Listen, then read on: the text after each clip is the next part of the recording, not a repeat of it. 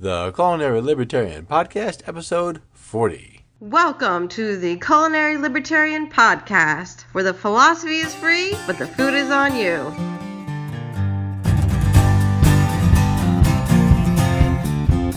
Hello folks, Dan Reed here, the Culinary Libertarian. Welcome back to the podcast. Happy to have you here.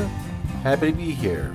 Few things. First, head over to my podcasts page, culinarylibertarian.com/podcasts, and there you can join my Eating Liberty Facebook group, where I share food information that might have been overlooked, and baking stories, including my own, and some tips. You can also follow me on Minds, Gab, Fitbacker.io, as well as subscribe to my YouTube channel. If you like the show and want to support it, but are more the reserved type, you can make donations through Patreon, Bitcoin, and PayPal. You can also support the podcast with a few clicks and some kind words in the form of a review on your favorite podcatcher. The Culinary Libertarian Podcast is on almost a dozen podcatchers, so find it on your favorite player, give it a 5-star rating, and leave a positive review. That alerts the mythical creatures to move the show up and get more people listening. 2 more ways you can support the show and get your cuppa is with a purchase of a mug through my coffee mug store at culinarylibertarian.com/gearbubble and download a copy of my Muffins e-cookbook. You can sign up for my email list, and I'll send you a few emails a week. When you leave me your email address, you will then be able to download the book. Coffee, muffins, and the Culinary Libertarian Podcast is a good recipe. Find links to all of those on my podcasts page, culinarylibertarian.com/podcasts. Regular listeners know I often talk about politics or homeschooling here. I am pleased to share with you a new affiliate, the McClanahan Academy. Brian McClanahan is the founder, and Brian is a PhD in history and also does have courses in the Liberty Classroom. McClanahan Academy is Brian's own course with classes on American history specifically, and special focus on the Declaration of Independence, Alexander Hamilton and how he screwed up America, and Restoration and Reconstruction. McClanahan Academy is not the sanitized history you were taught in high school and most colleges. Brian's website reads, quote, McClanahan Academy courses sandblast away the years of rust, corrosion, and brain rot produced by a mainstream history curriculum. My courses challenge conventional wisdom and modern groupthink. They are for the strong-minded, curious student who wants a real history education untarnished by establishment academics. End quote. Click over to culinarylibertarian.com/academy to see the full selection of course titles. Brian has a real passion for history, and unlike my high school history classes, these will never be boring. culinarylibertarian.com/academy. My guest today is me. This is my appearance on the Chef Salty Pork podcast, and at that, my second one. Host Casey and I talk sourdough bread, but to sourdough, you need some basics, and that's a good part of our talk. Casey has started making sourdough bread in earnest and was eager to talk to me about it. We recorded our talk on the Anchor app, which has a tendency to stop recording after about an hour, and it did so here. When it just ends, that's the end, and it's not your device acting funny, probably. As the episode appears on Casey's show Chef's Meal at culinarylibertarian.com/saltypork, that one has a proper ending. My ending's okay. So, ladies and gentlemen, thank you again for coming to the Chef's Meal today with my brother in arms, Mr. Dan, the Culinary Libertarian. What? Woo-hoo! Hello. I know you haven't I brought my heard. own cheering section today. There you go. I know you haven't heard our episode just yet, but I actually put an applause section like right there, so it does do the applause. Just to let you know. Oh, that's good, good, good. Okay, so sourdough. I just kind of I wanted to start this by myself, and kind of we'll pick at it ever so slightly, and just kind of the processes that I've been doing the past 5 months now. This is the fifth month for me, and I've tried it. There's well to kind of break it down in a layman's terms. There's three versions, or there's three general things that you need. You need flour, you need water, and you need time. That's the three main essentials to kind of get this together. And then there's like A to Z on every one of those points. So when I first started the journey, I started in December. I kind of wanted to understand how to cultivate the yeast, and this is where I want to build it. So the sourdough process, you make your yeast, you cultivate it, you grow it, so you can find the amount of time and the location, just the everything, so you can notify, or rather notice the amount it grows up and down, and when is the optimal and when is the non-optimal to use the yeast. Two, there's there's the mix of flours that you want to kind of combine together to give you a taste, but that's to everyone's preference. And then three, the water and the time that it needs, and there's a lot of different ways to go about it. But let's tackle the leaven part of it. So mine took 10 days to fully cultivate. Most people, they were saying like 7 days or 8 days, but mine took 10, only because I think it was the weather. I did it during the winter, so I'm assuming it was just a slower process to get the yeast to go up and down in itself. Yeah, the weather in New Jersey in winter, that could be a part of it, but there's a lot of interesting things about sourdough bread and sourdough starters, and one of the first things that I think is really frustrating, and I think that it is the case because it was frustrating for me, is vocabulary. Mm-hmm. From baker to baker, or cookbook author who, and there are several bakers who write books who I respect tremendously. But even Mm-hmm. amongst themselves in their own books, they have their own language, Correct. and they may be talking. You and I may see something, and I say car, you say SUV. Well, Yeah. it is a vehicle. It is on four wheels. The name didn't change the thing, Correct. but if you came from Mars and don't know what a car or an SUV is, you Mm-hmm. might think there's two separate things. So Yeah. that's one of the things that gets really, really frustrating. And in trying to go from different book to different book to different book, it can feel just overwhelming with all this information, which is the right response, because as it happens, there was a tremendous amount of information. But at its very basic, if you think about 4 or 5 thousand years ago, Mm-hmm. there wasn't the Fleischmann's, there wasn't the Red Star, there was no commercial. You didn't go to the store and buy a thing of yeast. Yeah. You had to cultivate the yeast from where you lived. Correct. And the way that you do that is you mix some water with some water, and you stir it around, and you let it sit there for a while. And eventually people said, hey, you know what? There's bubbles here. Well, so people figured out how to turn that into bread. And so the Yeah. Egyptian bakers were the first ones that figured this out.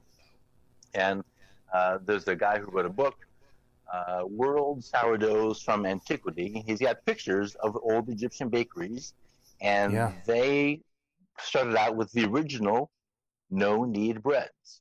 Yeah. So it advanced 5,000 years. The French get involved, and they figure out that you can knead the bread, and then you can take this very simple saltwater yeast water, sorry, wrong, Mm-hmm. salt flour yeast water, Correct. and make hundreds of kinds of things.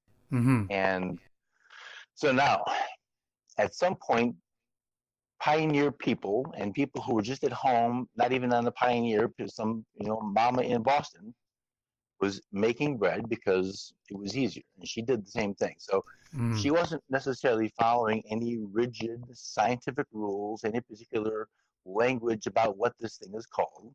Mm-hmm. She's just making bread because that's the way she was taught how to make bread. Correct. So from at its core, anybody can make sourdough bread at home because it doesn't have to be so rigorous and so precise that if you mismeasure something by a few grams, oh no, I ruined it. Yeah. It doesn't really care. It really doesn't. Correct. It's perfectly fine as Yeah. It's a long little as more you. forgiving. What's that? It's a little more forgiving. Like a tad. Not too crazy, but just enough that even if you're off by 20, 30 grams, it's not going to mess it up. It's not. It's just not going to mess it up. And so where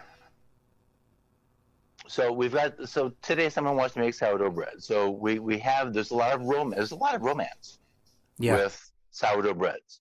And well, I've had this mother since 1964. And well, all right. So that's lovely. It's it evokes positive emotions of warmth and tenderness and caring and nurturing, and we like those are positive. There's nothing wrong with that, except if you think about really the cells from 1964 were gone in 1964. There's nothing original about that except maybe the container.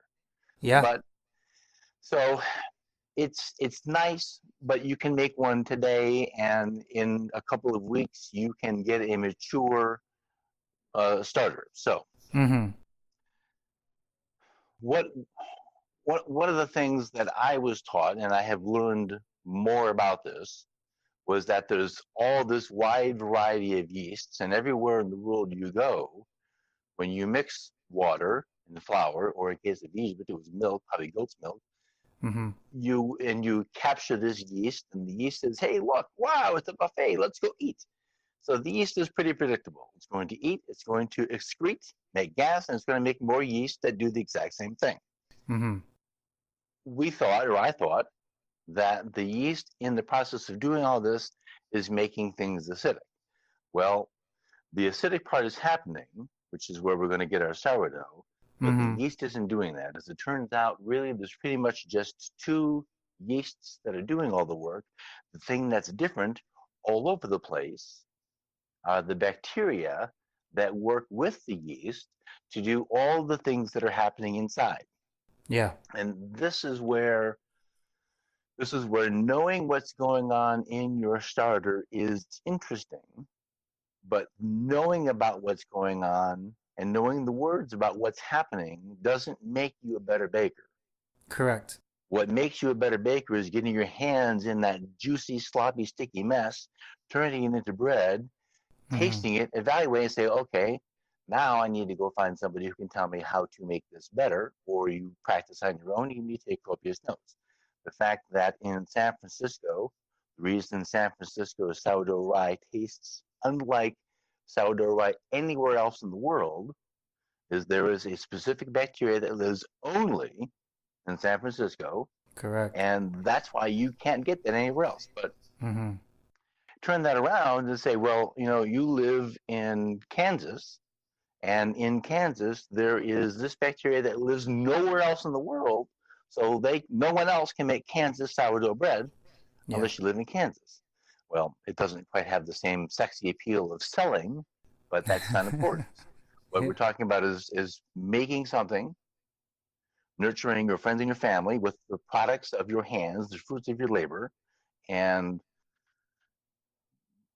that's what a well-made sourdough can do. And under the umbrella of well-made, well, we have a lot of room to exist and produce wide varieties of bread that are all sourdough breads, Mm-hmm. all taste good, all look good, and meet those base criteria. So now that we've gotten sort of a preamble out of the way, let's talk more about making sourdough bread. Correct. So let me ask you what exactly, or rather I should start with the flour that I used for the yeast culture was dark rye. Does that necessarily matter to you, or does it just give you more of, because I've read endless amounts of columns and other books and blogs about dark rye has the highest amount the yeast protein that makes it rise up and down. Is that true? Can you make it with just regular flour? Does that still give you the same yield? You can make sourdough rye with 100% rye flour, and it's going to look like a cracker. Mm-hmm. Or, well, that's not completely true. Rye doesn't have any gluten. Mm-hmm. Rye has, so I'm pausing to formulate this thought. This is the second sort of general area where the home baker can just be frozen to inaction Mm-hmm. because of, well, you have rye, but not just rye. You have light rye and dark rye, winter wheat, summer wheat, and then Mm-hmm. and then There's a whole whole slew wheat. of And it. it's like, wait a minute, this all I do is make a loaf of bread, and then I've got 97 different varieties of flour. You know what? I'm just going to go buy it, and it can be really confusing, really Mm-hmm. quickly, and it doesn't need to be, because that's a frustration, and it's a frustration interfering with doing something and making success. Mm-hmm. So the fellows that I refer to, and I reckon there are lots of really excellent baking books out there.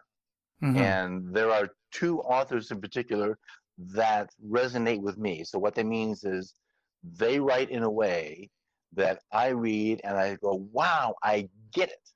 Yeah, you understand Now it. that's Peter Reinhardt and Daniel Leader, and Daniel Leader has a new one coming up. But Mm-hmm. so Sarah Silverman writes, Himmelman writes. There's a bunch of cookbook writers, and you find the author that speaks to you as if he's right there or she's right there in the kitchen, giving you direction. When you find that person, that's your cookbook mentor.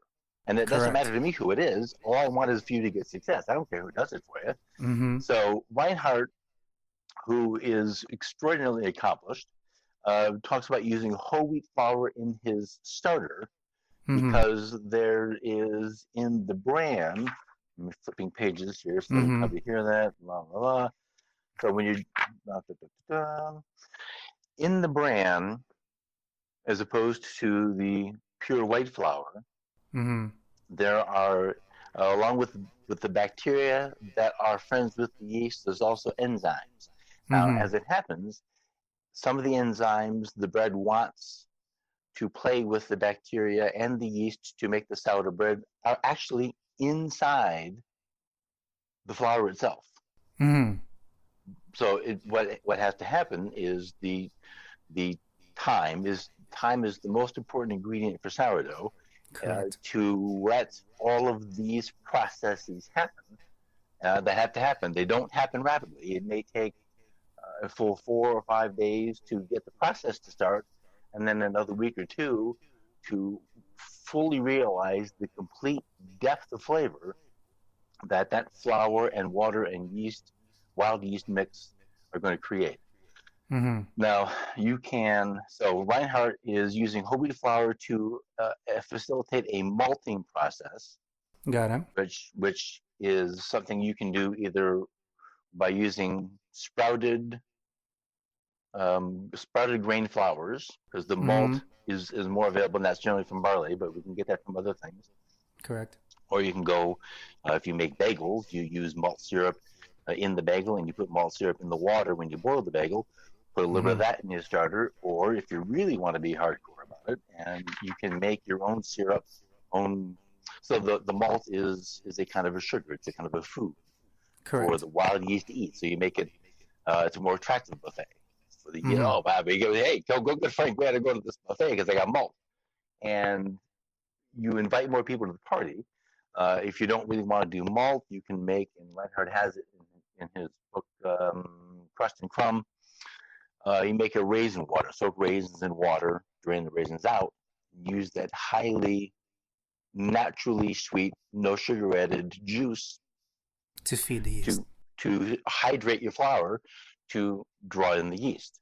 Mm-hmm. And so there's a process. So feeding is pretty much what it says it is. You're giving your starter Mm-hmm. more food in the form of flour, possibly some more of the sweet bit. Either you're giving it malt or the raisin juice, and a little bit more water. Mm-hmm. You're giving it, so the yeast, just like us, it does want to have oxygen. They can die in an anaerobic environment, or if it's too acidic, the yeast can die or at least cease activity.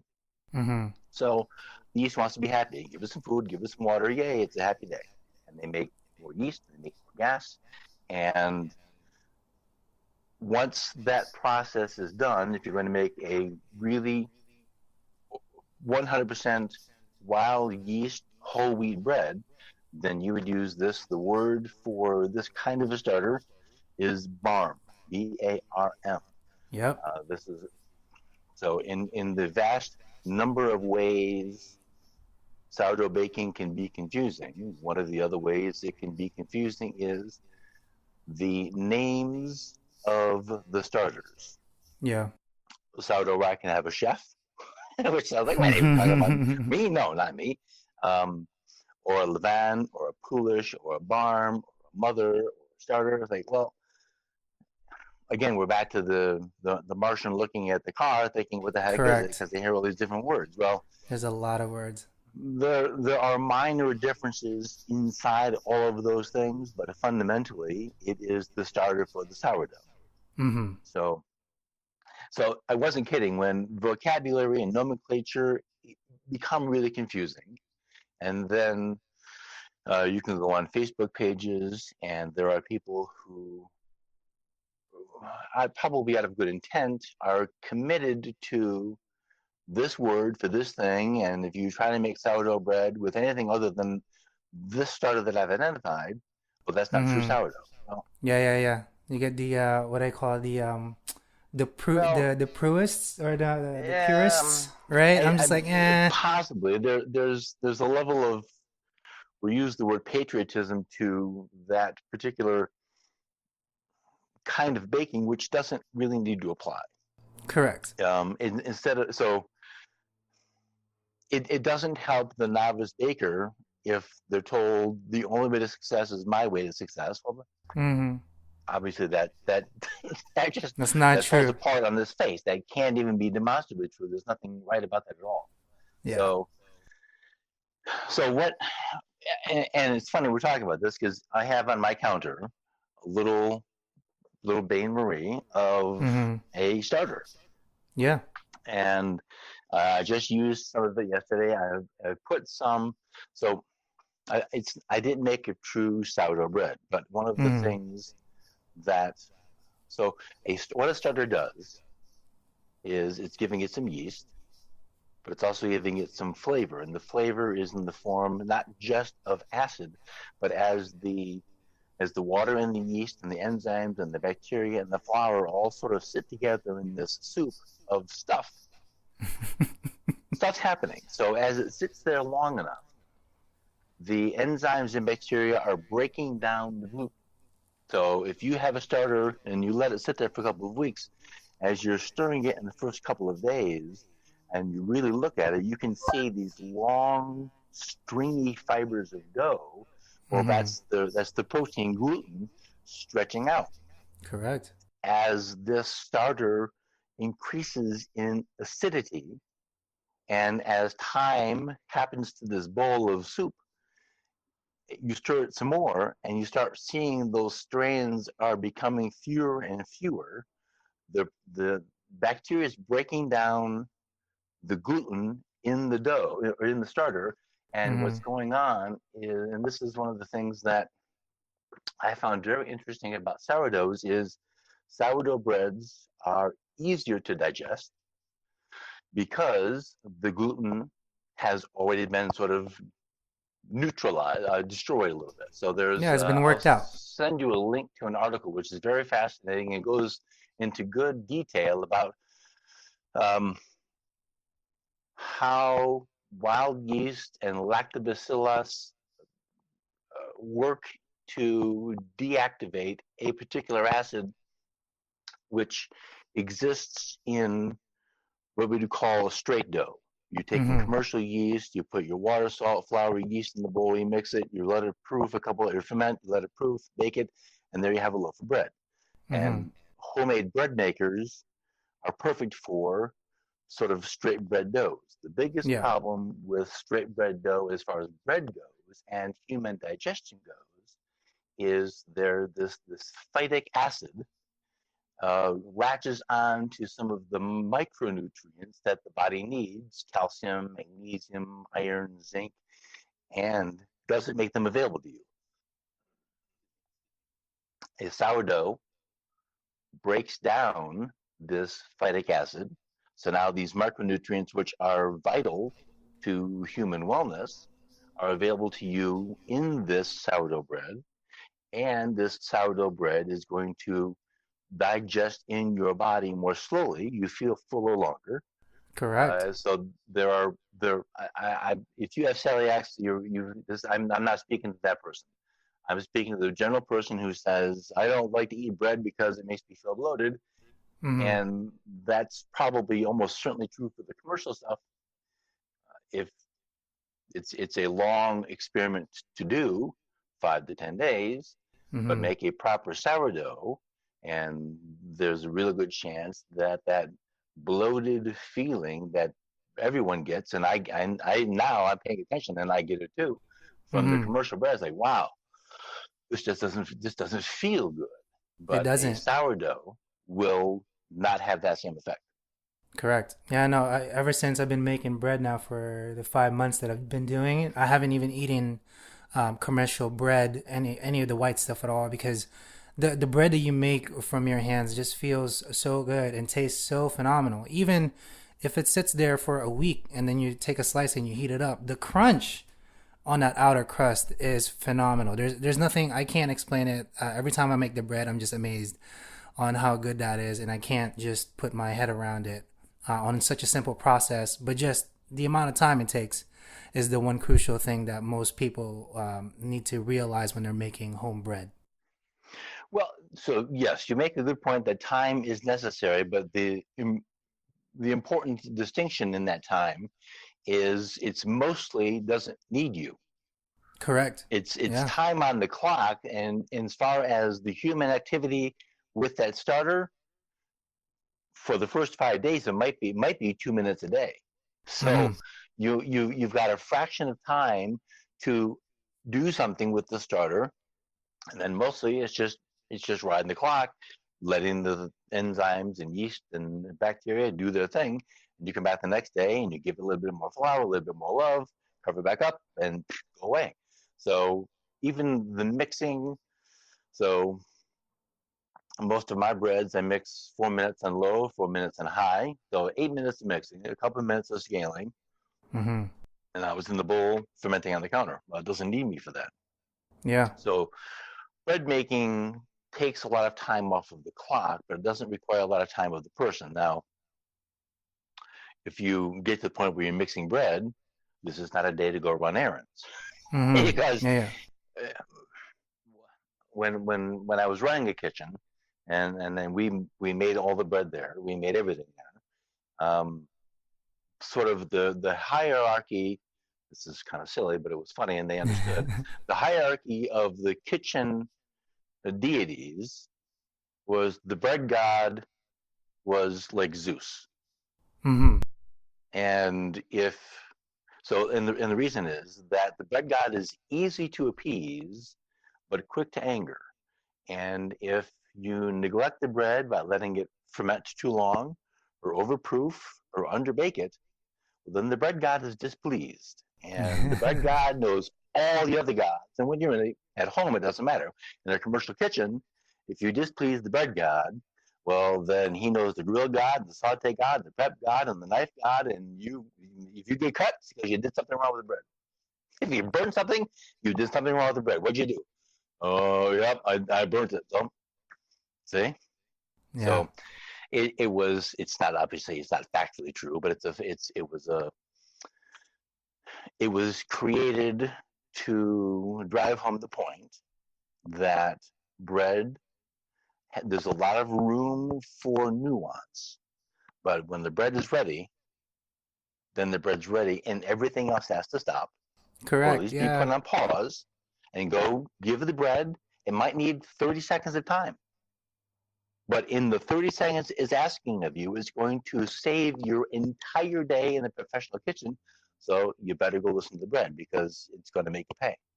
Mm. So same. So if the bread over ferments the first time, this is where practice, a little bit of reading, either from a cookbook author you like, or a blog that you like, or a Facebook group that the people are nice, because sometimes they're not nice. Um,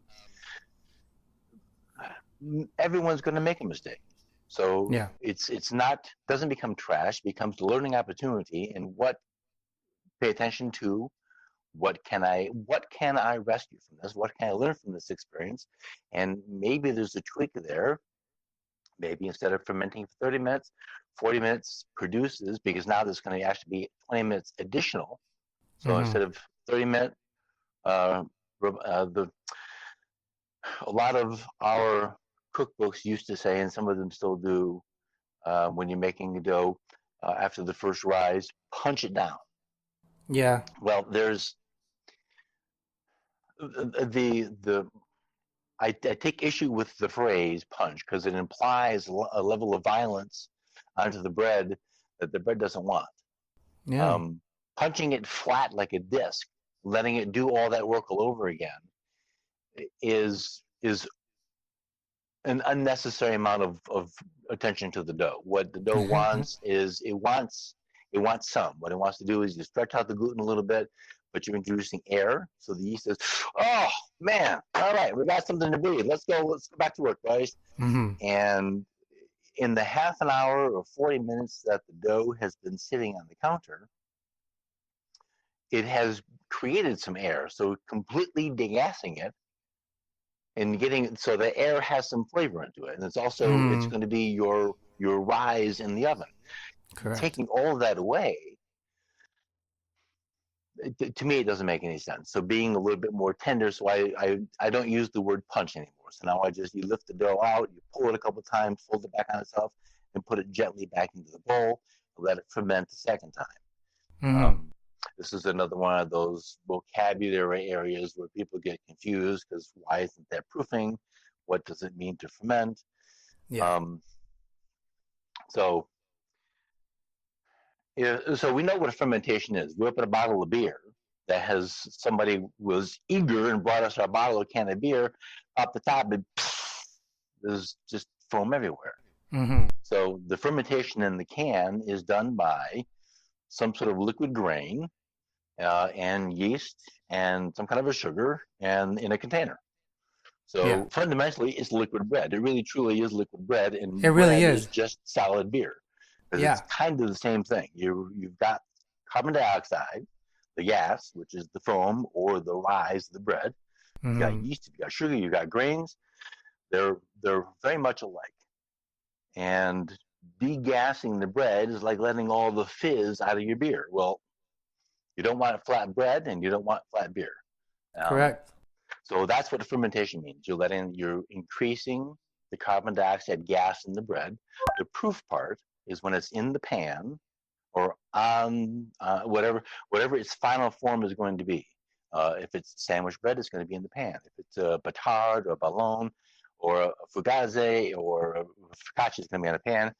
Mm-hmm. In that final thing, the proof is it growing into its own shape.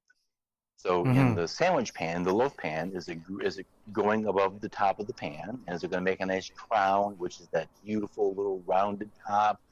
Or in the focaccia, is it rising up to the edge of the sheet pan? Or the Mm-hmm. fugazi, is it filling in and looking big and round? That's the proof part. Mm-hmm. And then boom, in the oven it goes. And that last little burst of rise is called oven spring. And you know that Mm-hmm. part. Yeah. And the oven spring, man, it's really exciting to watch because It really is. just gets you like, woo! It's validation just that see you it. did the job right. You just see it go, and you're like, "Oh, my son! I feel so proud." Yeah. It's the immediate visual reward for hard work paid off. Yeah. Yeah. Okay, so we essentially covered what the starter is and everything. And there's a lot of different versions, and there's a lot of verbiage that we're throwing at you. And to break down all of those is just, it will take another episode altogether. But let's move on to, so we have the starter, we cultivated it. It is now rising and falling, and we can predict it. And this is another verbiage kind of thing. You need to notice it.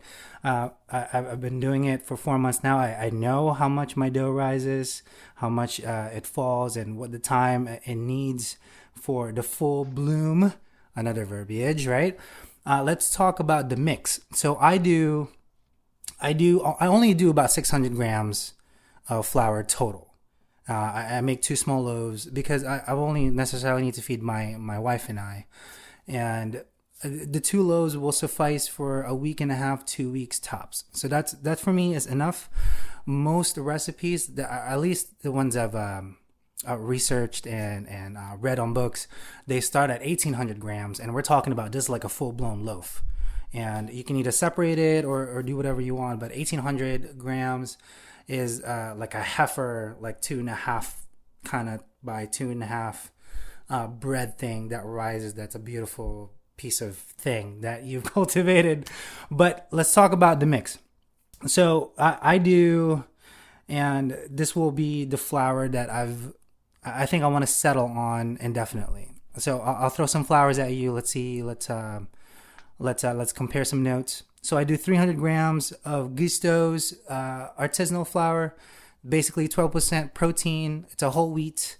It has a mix of barley, a malt altogether that gives me the most oomph for the protein aspect of the flour. And then I do 300 grams of an AP bread flour, whatever it is. Right now I'm using King's Arthur AP bread flour. That's essentially my mix. And then I do 85% hydration on the sourdough. That just means you take that and you add just about 512 grams of water. That's room temp, and then you mix it, and then you let it sit, and then there's a whole another process altogether, adding your starter to it and then kneading it. But essentially, that's what my mix. How does yours reflect on your end? Well, if you're making a starter for a particular kind of a loaf, Mm-hmm.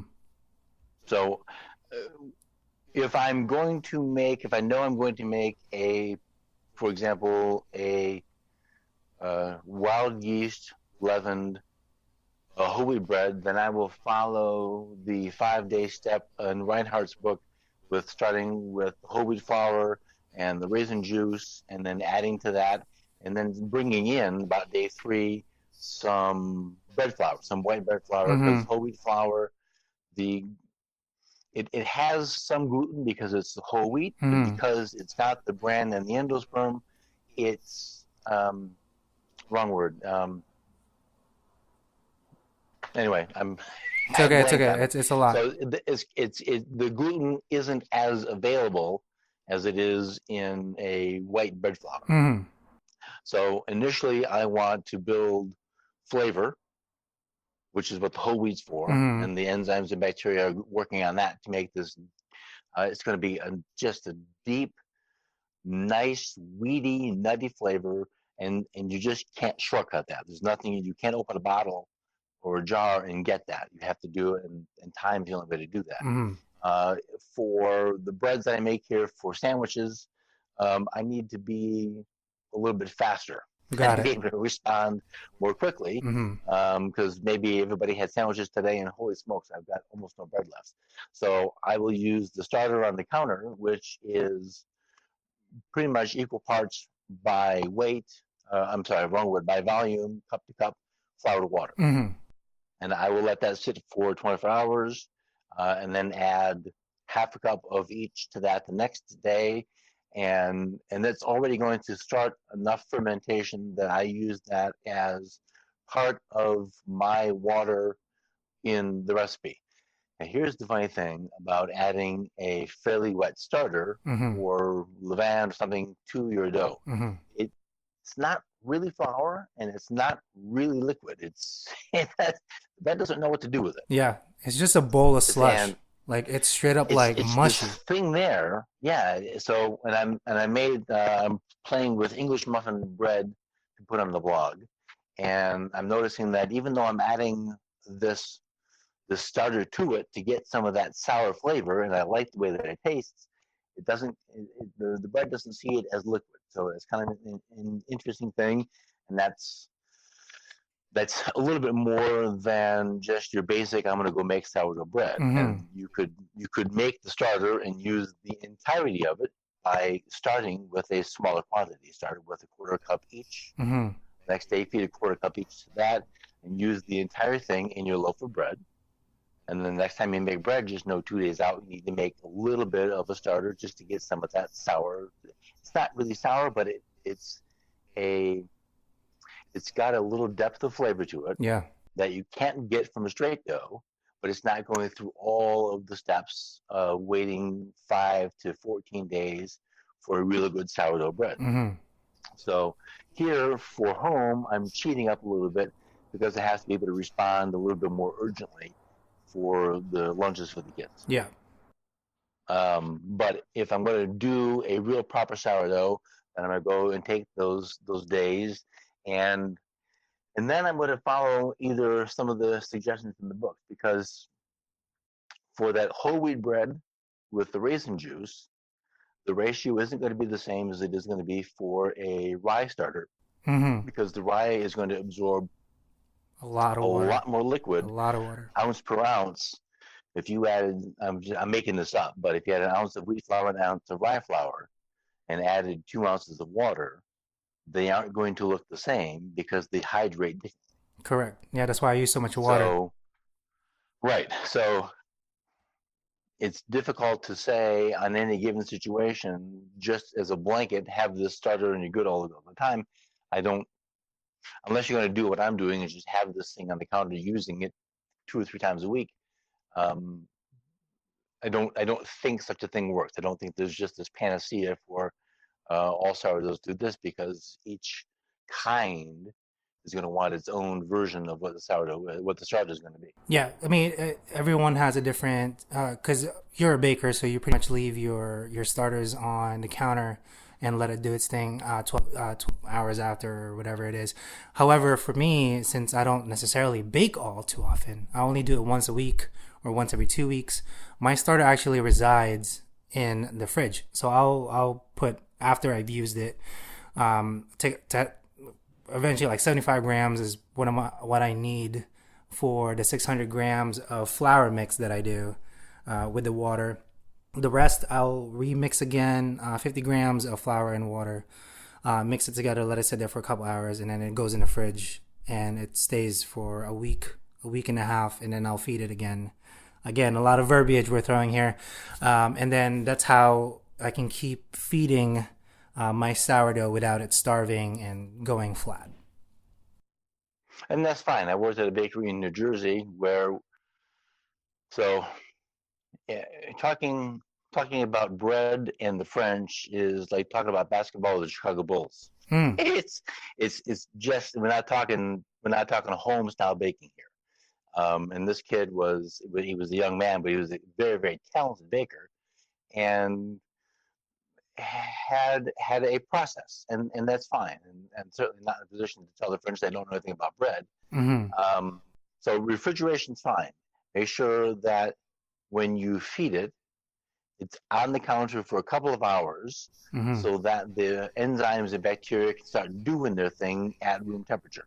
Correct. That's like the Um, main thing. it will happen in the fridge, but it will happen more slowly. So when you want to sort of see that happening, cover it well, put it in the fridge, bring it out the next day, same thing. Give it a couple of hours at room temperature, stir it. And so what his process was, so we would start with a kilo of flour and a kilo of water and a teeny, teeny, teeny bit of salt. Mm-hmm. And the next day, so that's 2 kilos of stuff. That's 2 kilos of Half stuff. of Yeah. that is thrown away. Mm-hmm. And the next day, every day you're feeding it again. Now that's a lot. I mean, if you're at home, Yeah, that's not chucking practical. out a pound of flour every day just to get flavor in a starter, well, that's a big expense for a household to endure. So that's not reasonable. That's It so is. what a professional bakery is going to do and is able to do isn't. I make the point on my podcast and some of my blog posts. It is an unreasonable expectation in some cases to think that you can do at home the exact same thing they do in the restaurants. They have Yeah. resources and time that homes don't, and it's not reasonable to think you're going to be able to go through just fundamentally to buy a bag of flour to end up in the garbage only to get some flavor out of it.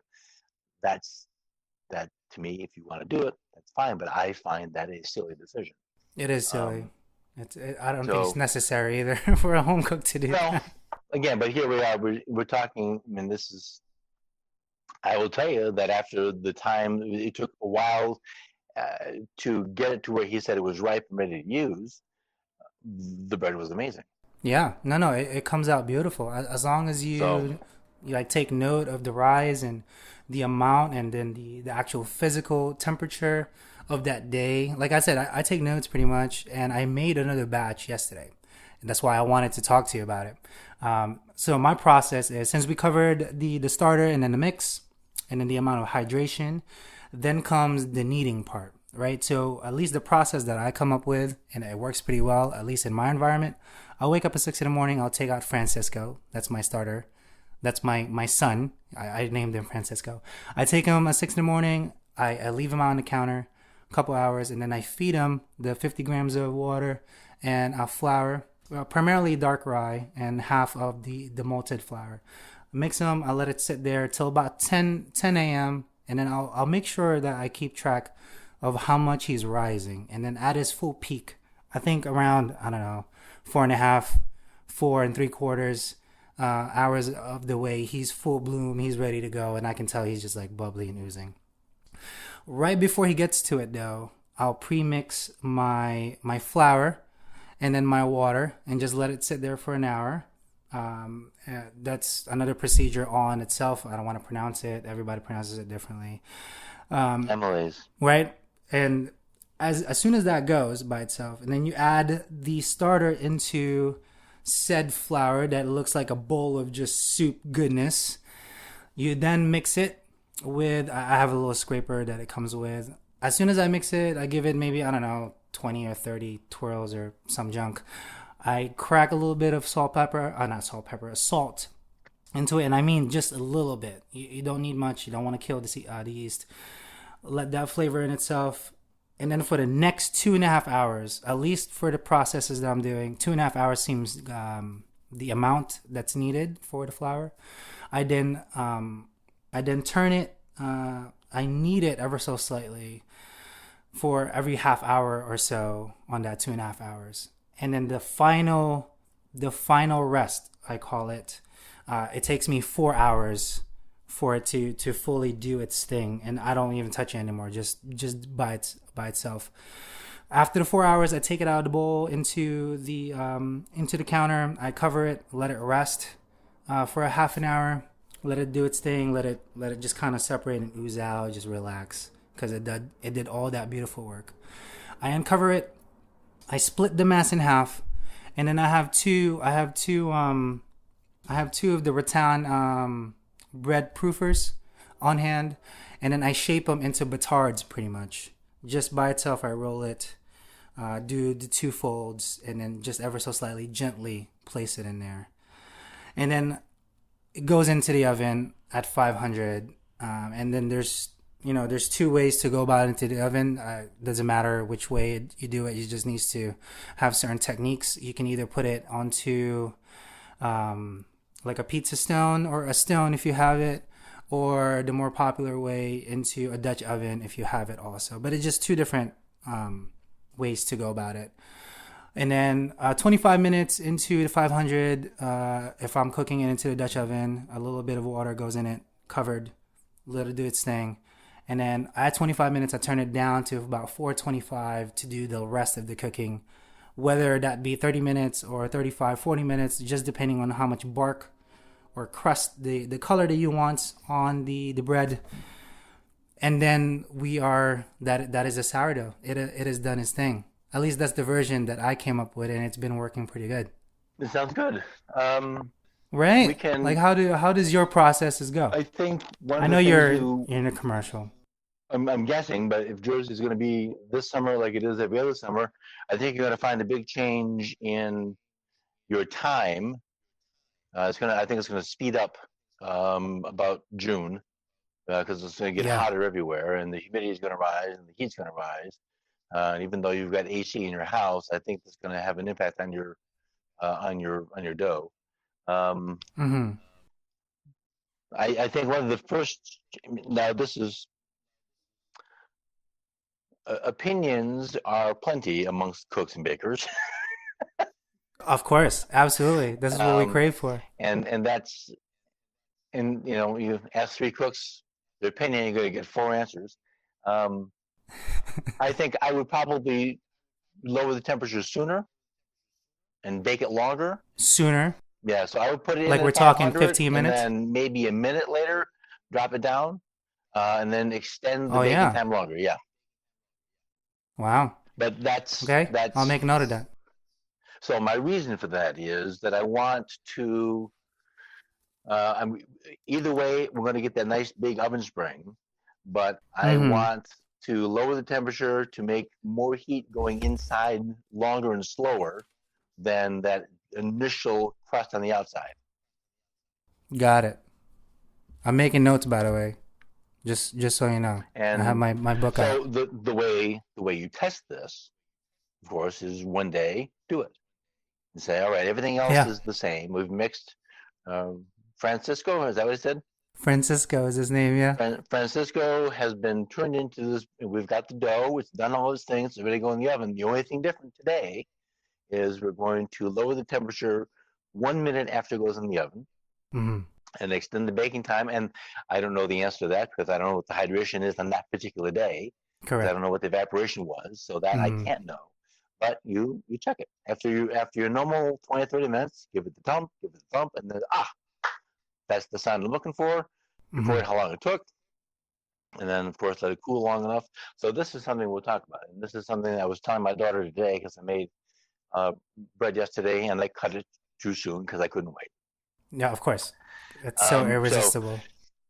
it's not an unreasonable thought that baking happens in the oven.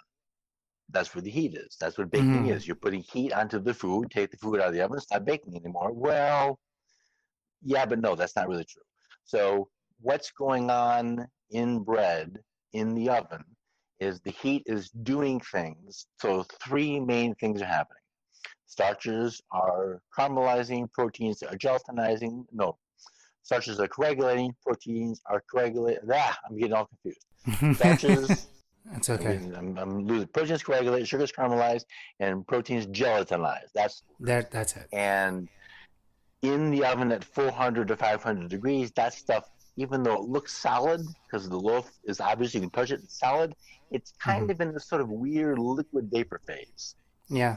And leaving it on the counter long enough for all that stuff to return back to room temperature, all that stuff has to sort of undo itself. It has to Yeah. unwind and go back into its solid forms, which sounds like weird baking physics. But what that really means is that the baking hasn't finished. Yeah. Baking, cooling down for the bread, for the cookie, for the rugula is as critical as the right temperature and the right amount of time is spent in the oven. Mm-hmm. And listen, I know as well as anybody who bakes, the lure of a fresh baked loaf of bread is almost overpowering. I can't resist, but you must. Yeah. Yeah. And My what mouth salivates. happens, the bread knows if you cut the bread too quickly, all of those things that have to happen while it's cooling stop then and there because Yeah. you've cut it. It's like when you cut yourself, you bleed out. Well, you don't Mm-hmm. die, but you're bleeding and you hurt. When you do that to the bread, it stops doing its cooling thing, and so you have wherever you cut it, or when you cut it, wherever in time, you have stopped the bread then and there, and it won't do much more after that. Yeah. And it just really is. It's just worth waiting long enough for the bread to be cool at room temperature. It still might be a little teeny bit warm inside, but your bread will be happy, your Mm-hmm. taste buds will be happy that you are getting the full flavor of the bread, and it's worth the Yeah. wait. And that's I'm as guilty as any other baker on the planet of not wanting to wait, but I recognize the importance of letting the baking process complete itself, which is a full proper cool down. Yeah. No, I've actually, so the one loaf that came out, the one I shaped into a batard, that one came out first, and it was so tempting. I couldn't. My wife and I were just looking at it. We're like, we want it now. Oh, I get it. But the other bread, however, the one that I just shaped normally, just into a circle, just kind of folded into itself, that one fully rested. And it should be, I mean, it's ready now. It's just in the counter. I'm actually going to ship that to my mother a little later. What a good son. I know, right? Because I promised them I was going to give them bread. And I make 2 loaves every time anyway. So that one's going to be spectacular. And I know it. So just kind of not really to wrap it up. There's just so much into this that we can get into. How do you, as a professional baker, shape your bread, and what actually, and this is a technical term that we're kind of going to talk about, what exact hydration do you do your breads in? I know there's different kinds of it, there's different formulas that you do, but at least for the home use that you're doing, what hydration and what shape are you shaping your bread to? Right now, mostly it's sandwich bread because I need to have lunch for the kids, and I refuse to Got it. buy commercial sandwich bread. Yeah. Sandwich bread is going to be a fairly low hydration, probably 60%. If I had to guess, Oh, 'cause really? I don't even pay attention to the hydration because I know Mm-hmm. I need it to be uh, I need it to be of a particular um, not wetness to hold its shape Mm-hmm. in the pan. Um, Got it. if I'm gonna make ballons, I'm gonna really push it. And I've gone so like a no knead bread. A no knead bread is gonna be 85. 85, yeah. I'm gonna really push it, and I've gone tried. I've tried it as high as 90, and that It gets becomes a difficult. challenge to work with and hold.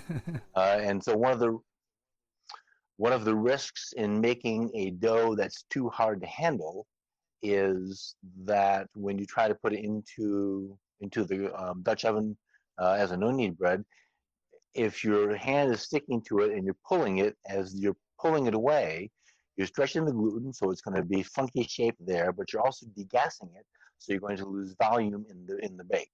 So there's a trade-off. You might succeed at 90% hydration, but you may fail because you can't get it into the Dutch oven. Mm. Um, a focaccia, because it's already in the pan, is probably 90%. It's very high. And I've got pictures of it on the blog. Fabulous, giant, beautiful holes. It's just awesome. I know, it's Um, so good. a proper ciabatta, same thing. It's just going to be, it's like soup. it's Yeah. just, so the ciabatta rolls you buy in the store, no, stop, go away. That's not ciabatta. Because proper ciabatta is so stinking wet you can't hold it. Yeah, it's so My hard. goodness, if you can pull it off, and you need practice. You need to Yeah. you need to be able to deal with flour and dough sticking to your fingers, and there's nothing you can do about it. And some bakers Hmm. can't deal with that. And then the ability to get it into the oven at a high oven on a baking stone. Because ciabatta on a sheet pan, to me, this is the little hoity-toity, nose in the air.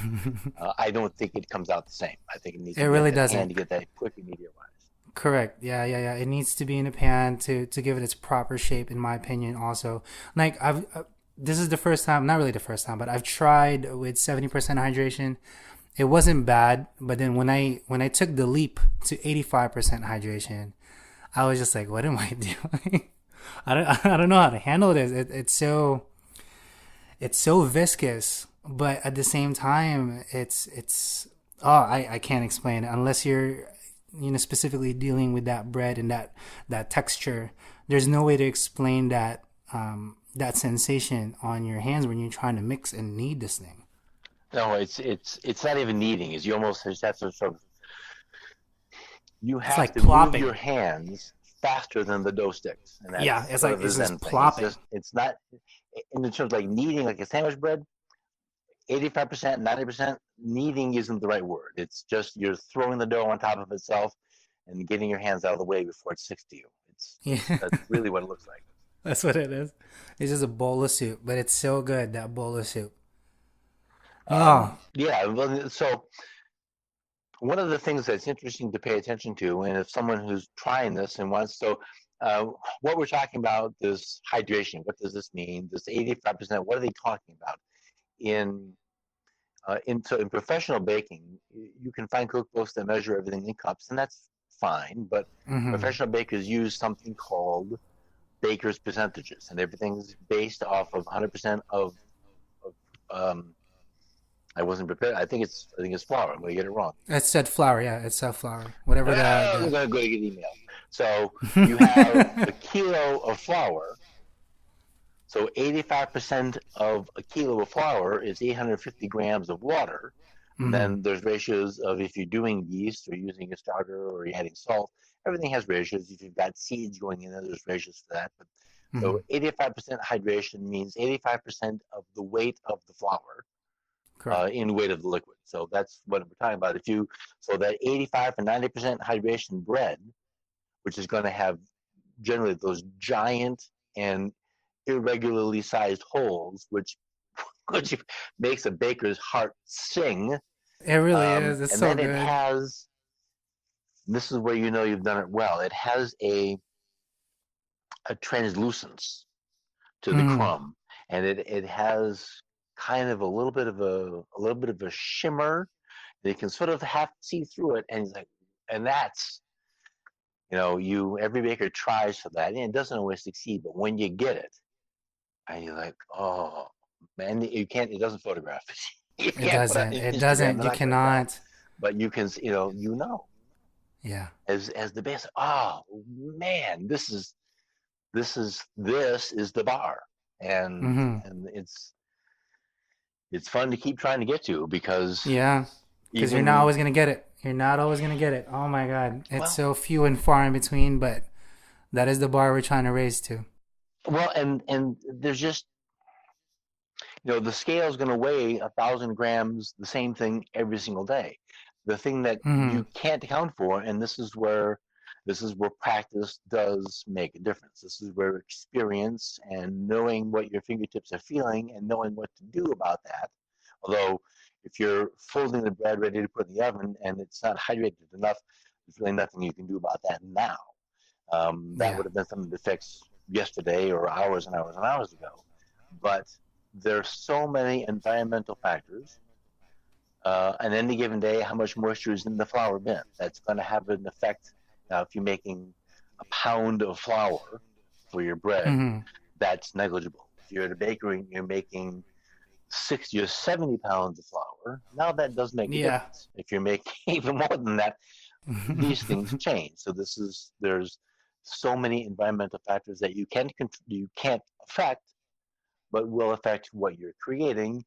And this is the practice thing. So, if your craft is woodworking or painting or gardening, if you're really, really good at it, there was a point in time when you were not really good at it and you put effort into your task and your craft and you paid attention to these things. Baking is the same, but it is harder to see the immediate results. When you're woodworking, you take the wood, you cut the wood, and there it is. Now, it may take you 2 days to make the project, but the results are immediate and you can know what you've done wrong. With bread, you have to... You can't. You have to wait for the bread. You're like, oh, man. Mix it, shape it, bake it, cool it, cut it, and then eat it and say, oh, man, I forgot to put salt in this. Yeah. There's so many things that revolve around making sourdough that just appeals to me so much. And I really am glad that I took that deep dive into it, because now I can never look back. And now I'm kind of mad at myself because why haven't I started this 10 years ago? Like I should have just not even made any other kind of thing and just go into baking, because it's so good. It is so good. I can't stress that enough. There's nothing better than making something with your hands and eating it because you knew what went into it, and it's the product of what you're making. And bread, specifically sourdough, just the climb to make that bread is worth it. It's so good. It is so good. Well, I have to agree with you there, and that's why I'm just so eager and happy to talk to anybody about baking, even, muffins, or make English muffins, or regular muffins, or bread, or make pie dough. And by the way, that could be his own show, but pie dough is a biscuit. It doesn't look like it, but it's a biscuit. Yeah, it is a biscuit. And there's these kinds of procedures. There's the muffin procedure. All right, folks, that's going to do it. You can find links to the affiliates mentioned at culinarylibertarian.com/40, as well as links to the recipes I mentioned, focaccia and English muffin bread. Casey mentioned a particular kind of basket for proofing breads. That's called a banneton, and, well, forgive my pronunciation, and you can find them at my link to baking supplies at culinarylibertarian.com/proof. I'm also working on getting a baker who is an excellent baker of conventional baked goods, but also may be the best vegan baker I've ever seen. If vegan baking interests you, subscribe so you don't miss an episode. Have a good week, and I'll see you soon.